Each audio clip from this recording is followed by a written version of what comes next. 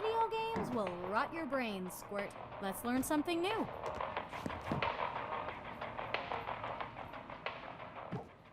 Hey everybody! For those of you who aren't familiar with this series, this is where I take a game that I'm currently playing and try to explain to you in 10 minutes or less why it's awesome. So today we're taking a look at Hot Lava, which is a platforming, parkour, exploration style game that was recently released on Steam. And just to get this out of the way right up front, I know that this game was included in the initial crop of games for Apple Arcade that was released right around the time of recording this video, but I have not had any personal experience with any of the iOS or macOS versions of this game. I've only played the PC version via Steam, so I can't really comment on the quality or consistency of any of those versions of the game. I can only talk about what I've played, which is the PC version with mouse and keyboard.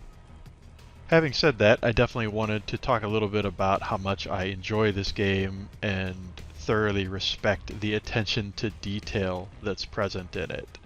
I think this is yet another great example of a game with a very singular focus regarding its core premise that really benefits from its streamlined, precise development philosophy. This is a game that at its core is about running around open world environments, discovering secrets, collecting items, and setting best times on predefined courses made up of elements of those environments. If that sort of thing sounds at all appealing to you, then there's a good chance that you'll probably really enjoy playing this game, as the controls are very tight, the visual design language of the game is generally very consistent, and the polish and quality of the overall product really go a long way towards realizing the full potential of its premise. Of course, as with any game, there are few potential negatives worth pointing out. From a technical standpoint, I have seen the occasional minor clipping and or jittering when traversing certain areas of the game worlds. Ironically, that doesn't seem to happen very much in the portions of the game that require a high degree of precision.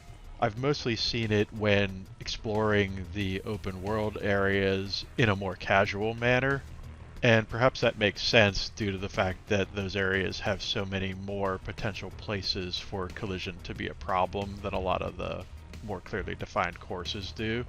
I could absolutely see that being something that gets polished or tweaked over the course of the game's lifespan, and I definitely don't see it as anything that would interfere with the primary activities one would engage in when playing the game, but it is something worth mentioning.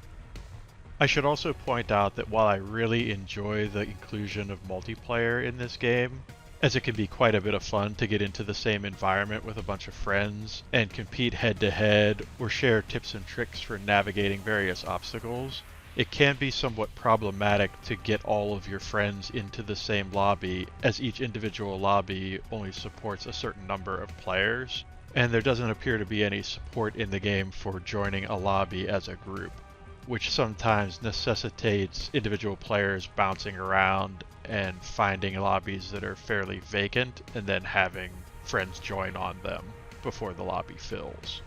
Again, a minor annoyance, but certainly one worth mentioning. The only other real knock I have on this game has to do with its price point. At the $20 asking price, I think Hot Lava might present a little bit of a stretch in terms of mass appeal, as I think folks may have come to expect a little bit more from that price point in terms of gameplay variety than what this game has to offer.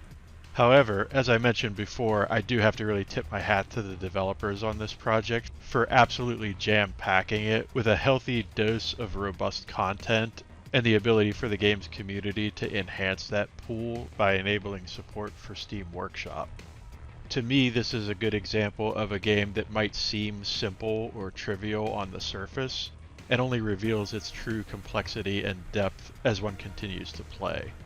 Still, I would have loved to have seen this game come out for, say, $10 to $15 rather than $20, and I would definitely say that at that price point, perhaps in the context of a future sale, Hot Lava would be a much easier game for me to recommend to game players in general.